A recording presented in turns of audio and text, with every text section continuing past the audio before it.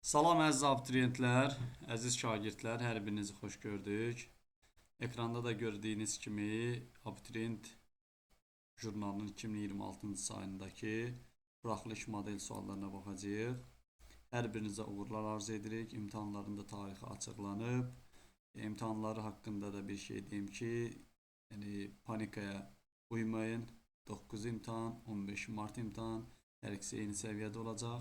Hər birinizə uğurlar arzu edirəm. Vaxt itirmədən keçək sualların izahına.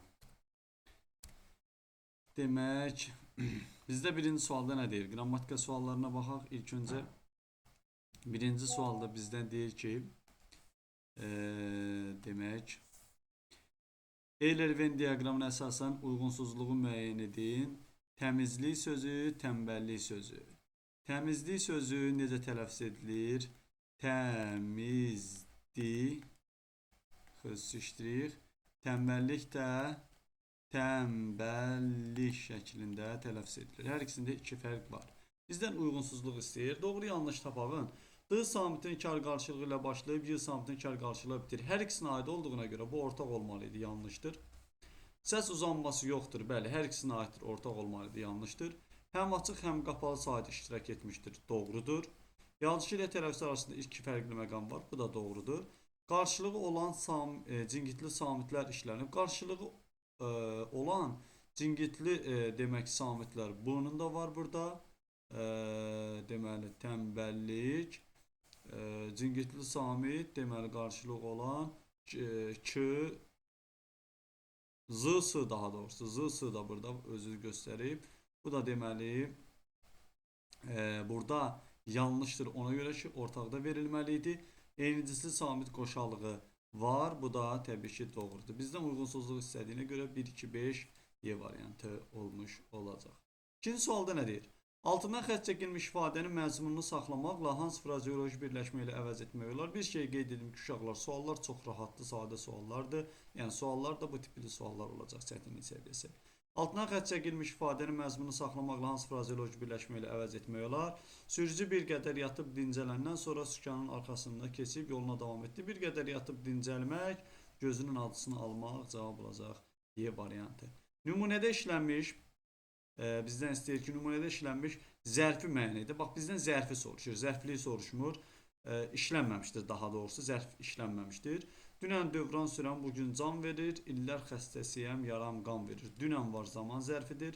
Dünyanın sən olan yerində indi zaman zərfidir. Çıx yaşıl düzə, qonaq gəl bizə, gözüm yoldadır, xoş xəyaldadır.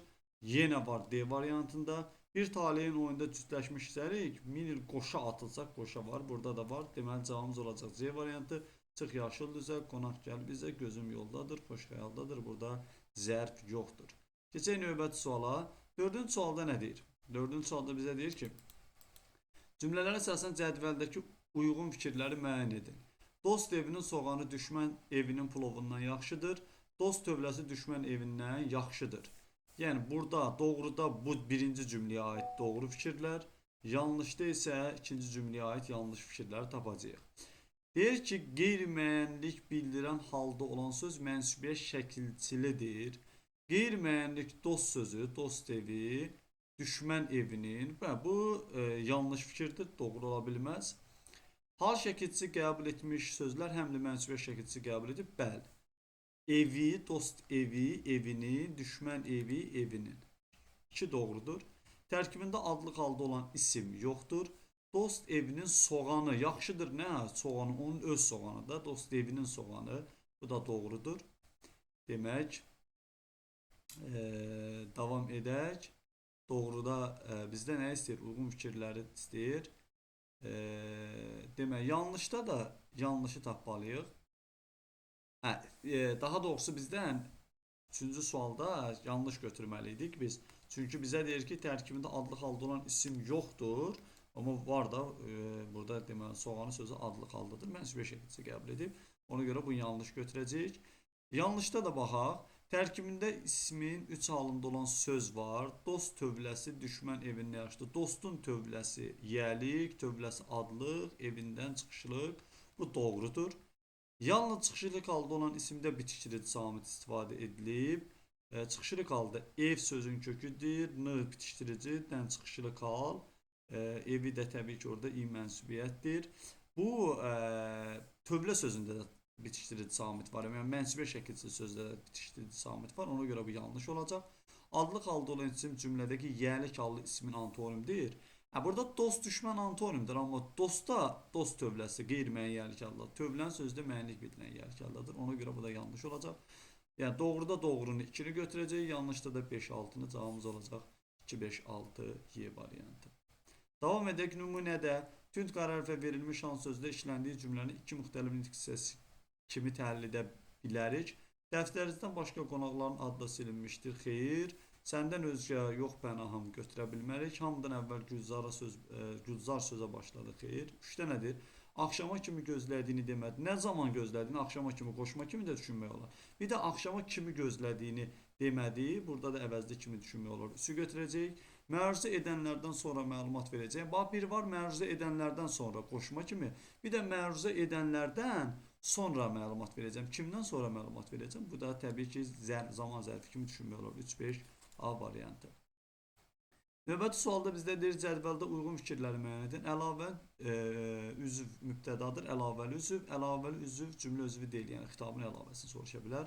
Ora azad olunmuş yerlərdə burada söz birləşməsinin aslı tərəfinin əlavəsidir.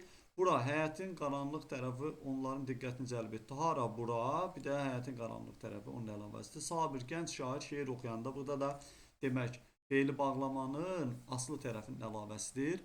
Əlavə söz cümlə özü deyil. Bakı, gəncliyimin şəhəri səni unutmaq olarmı? Bəli, burada xitabdır. Cavabımız olacaq 2-4 D variantı.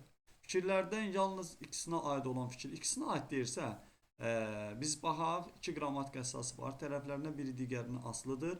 Tərəflərindən biri qeyri-müəyyən şəxsli cümlədir. Onlar məlumatları sabah göndərəcəklər, sonra mən təhlil edəcəyəm. Burada deməli 2 qrammatik əsas müəyyən hər ikisi də onlar mübtədası var. Edəcəyim də mən edəcəyim. Xəstə olmasına baxmayaraq ümumiyyətlə sadə cümlədir. Sadə cümlədir 2 şərt ödəməz. Elə qapıya çatmışdı ki, məni səslədilər. Deməli, çatmışdım ki, məni səslədilər. Bu da uyğun gəlmir. Y variantına baxsaq, avtobus kəndə çatdı, onları mehribanlıqla qarşıladılar. 2 qrammatik əsas var.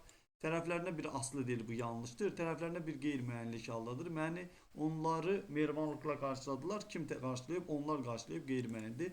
2 şərti deyirsə, cavabımız olacaq Y variantı.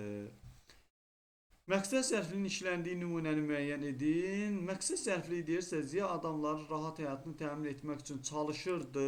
Nə məqsədə kim çalışırdı Ziya? Nə məqsədə adamların rahatlığını təmin etmək üçün? Maq üçün olanda biz demişdik ki, məqsəd olacaq. Ya cavabımız olacaq A variantı. Nümunənin düzgün sintaktik təhlil sxemini müəyyən edin. Xəlil çiynini maşınına söykədi, başını bullayıb güldü. Nə etdi güldü? Kim? Xəlil. Nə tərzdə başını bullayıb zərflik?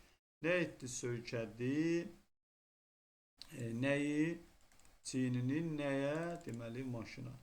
Bizdən nə istəyir? Mübtəda, tamamlıq, xəbər, zərflik xəbər cavabımız olacaq. Y variantı. Yalnız qrammatik normanın pozulduğu nümunəni müəyyən edindir.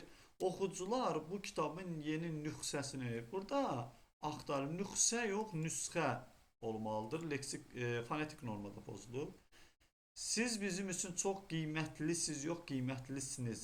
Fonetik norma. Şagirdlərdən 3-ü yaxınlıqdakı şirkətə gəlmişlər. Burada gəlmişlər, yox gəlmişdi olmalıdır. Qrammatik norma pozulub. Amma burada fonetik də pozulub da, yaxınlıqdakı olmalıdır, yox ki olmalıdır. Yəni bizdən də qrammatik normanı, yalnız qrammatik normadır. Onun sayəsində bir çox problem həll olundu. Bəli, burada əslində mübtəda əvvələ keçməlidir. Bir çox problem onun sayəsində həll olundu. Cavabımız olacaq D variantı. Mavi lenti müdir qalibin yaxasına qoydu, yox yaxasına taxdı. Burada da təbii ki leksik norma pozulmuş olur. İndi mətndə izahların yerləşdirəcəyi YouTube-da suallar olanlar rəy bölməsinə yazsın. Hər birinizə uğurlar arzu edirəm.